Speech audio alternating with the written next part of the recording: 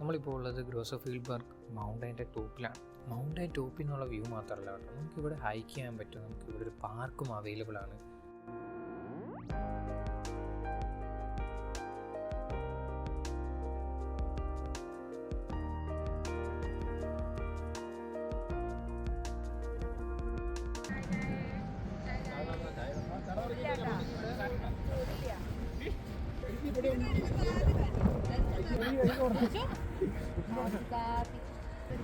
ഞാൻ ചൂടിന് വേണ്ടി വന്നു എന്നെ വിളിച്ചു.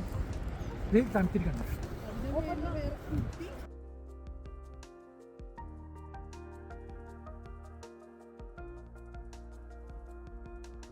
ഞാനിവിടെ കഴിഞ്ഞ സമ്മറിൽ വന്നിട്ടുണ്ടായിരുന്നു. അപ്പോൾ ഇങ്ങനെ മഞ്ഞൊന്നും പെയ്തല്ല കിടന്നിരുന്നത്, പക്ഷെ നല്ല രസമായിരുന്നു. മഞ്ഞ് പെയ്ത് കിടക്കുന്ന ഒരു സമയത്ത് ഒരു എക്സ്പീരിയൻസിന് വേണ്ടിയിട്ടാണ് ഇന്ന് ഞങ്ങൾ ഇറങ്ങിയത്. ആ മേളിൽ കയറി അഭ്യാസം കാണിക്കുന്ന ആളാണ് കേട്ടോ ഫ്രെഡീൻ. പിന്നെ താഴെ നിൽക്കുന്നത് ലിയോ സാറാണ്. ഞാൻ ജർമ്മനിയിൽ വന്നതിന് ശേഷം ആദ്യമായിട്ട് പരിചയപ്പെടുന്ന ഒരു മലയാളിയാണ് കേട്ടോ ലിയോ. ഞാനങ്ങനെ പെട്ടെന്ന് കമ്പനി ആകുന്നൊരു വ്യക്തിയല്ല കേട്ടോ. എനിക്ക് ഇച്ചിരി ടൈം എടുക്കും, അതുപോലെ തന്നെ ഒരു കണക്റ്റ് കിട്ടാനൊക്കെ എപ്പോഴും അത് സംഭവിക്കാറില്ല. പക്ഷേ ഇവിടെ വന്നതിന് ശേഷം എനിക്ക് കിട്ടിയ കുറച്ച് ഫ്രണ്ട്സ് എന്ന് പറഞ്ഞാൽ അടിപൊളിയാണ്. ഇവർ എല്ലാവരുമായിട്ട് ഒരേപോലെ കണക്റ്റ് ഫീൽ ചെയ്യും. നമ്മൾ ട്രിപ്പ് പോകുമ്പോഴാണെങ്കിലും അല്ലെങ്കിൽ വീക്കെൻഡ്സ് സ്പെൻഡ് ചെയ്യുമ്പോഴാണെങ്കിലും ഒക്കെ നമുക്ക് ഭയങ്കര ഹാപ്പിനെസ്സാണ്.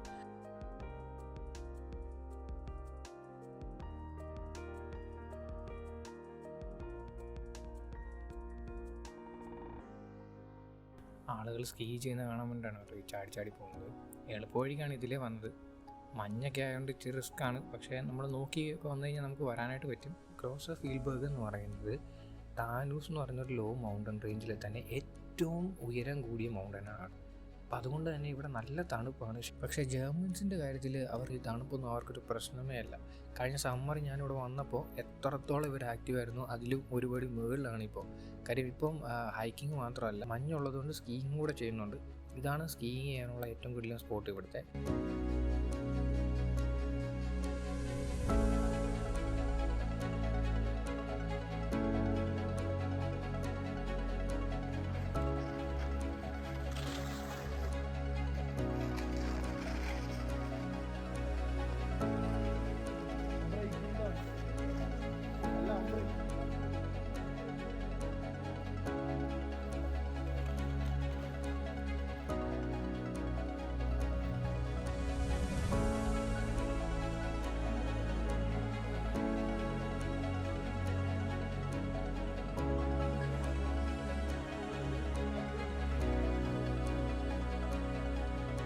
പക്ഷേ ഇവിടുത്തെ ഒരു മെയിൻ അട്രാക്ഷൻ എന്ന് പറഞ്ഞു കഴിഞ്ഞാൽ ഇതല്ല.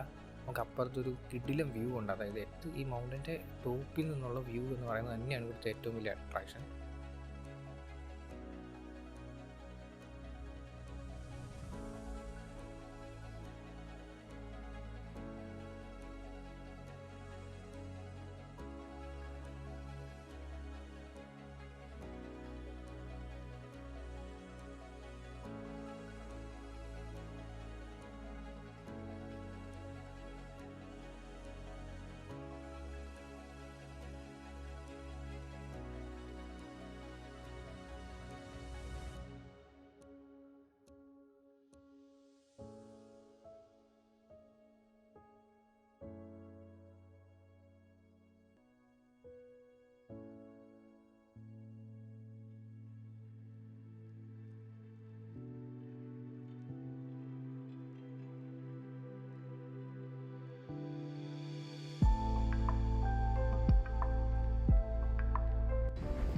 ഐഡി ക്യാമറ കണ്ട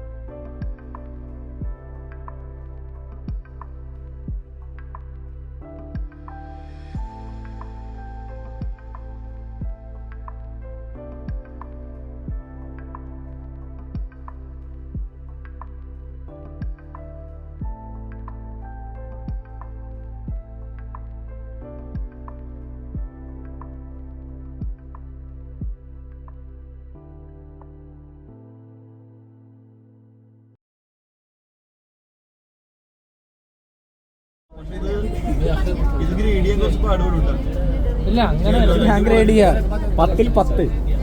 ആ ഗ്രേഡ് അല്ല